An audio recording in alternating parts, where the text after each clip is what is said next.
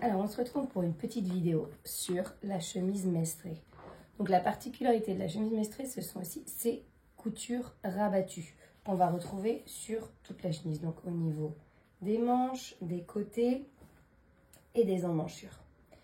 Et dans le patron, vous allez voir que les instructions sont un petit peu différentes des coutures rabattues traditionnelles. Donc, je vais vous montrer comment faire. Donc, pour coudre nos coutures rabattues, on va avoir des marges de 1,5 cm et des marges de 7 mm. Donc, je vous recommande d'imprimer votre patron dans la taille de votre choix avec l'option sans marge incluse. Comme ça, vous allez voir plus facilement la taille des marges pour chaque pièce. Ici, par exemple, pour la manche, sur le devant de la manche, on va avoir une marge de 1,5 cm.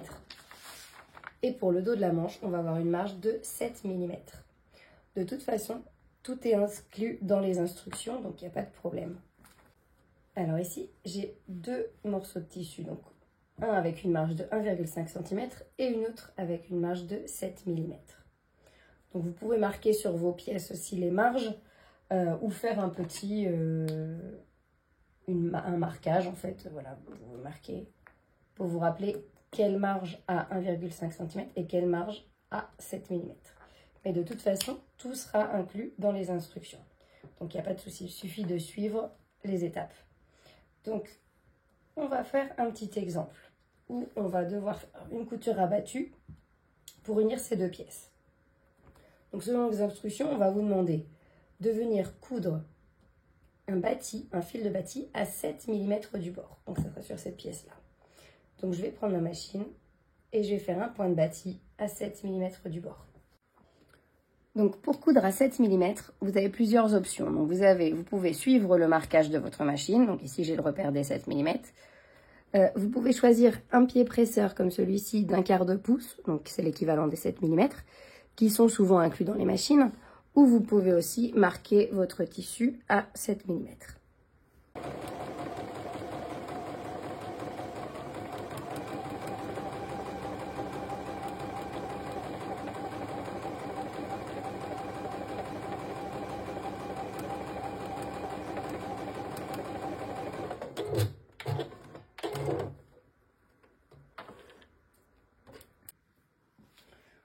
Donc une fois qu'on a piqué notre point de bâti, on va venir replier la marge de couture vers l'endroit du tissu.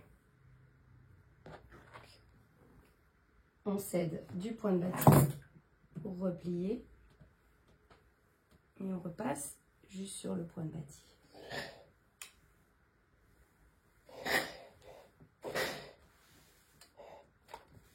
Voilà.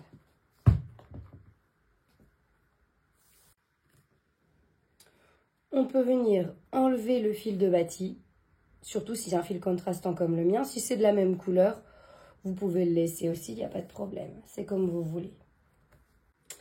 Voilà. Une fois qu'on a enlevé notre point de bâti, on va venir placer les deux pièces endroit contre endroit.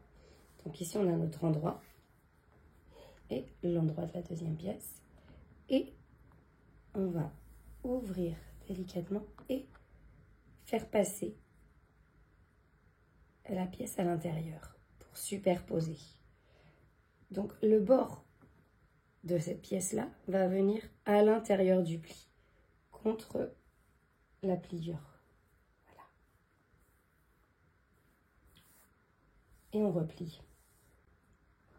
On vient ensuite épingler pour que ça reste bien en place.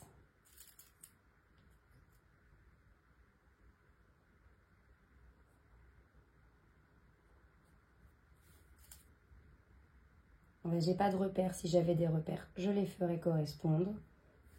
Voilà. Et on va ensuite venir piquer à 7 mm du bord. Donc là, ça correspond avec la ligne qu'on avait tracée précédemment et avec juste le bord de notre marge repliée. Donc on va être juste à l'intérieur de la marge. Voilà. Et on va venir piquer tout du long.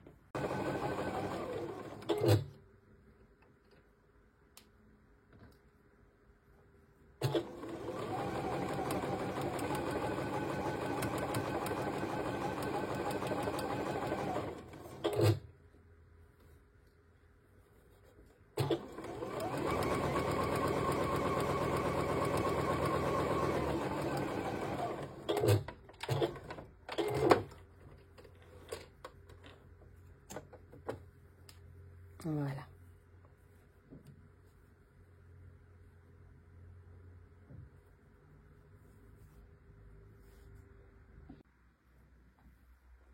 On va maintenant venir ouvrir la couture et repasser,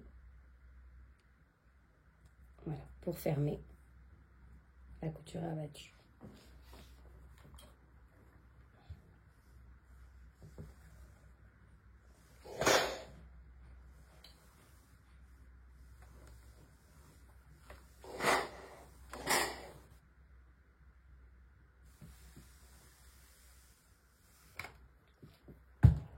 Donc on est ici sur l'envers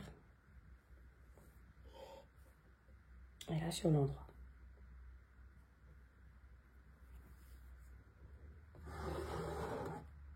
Donc on va ensuite venir depuis l'envers, c'est plus simple. On va venir piquer juste au bord de notre pliure, tout du long. Donc environ 7 mm.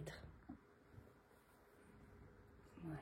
Donc je me positionne vraiment sur le bord. Et je vais piquer le plus près possible de la pliure du tissu.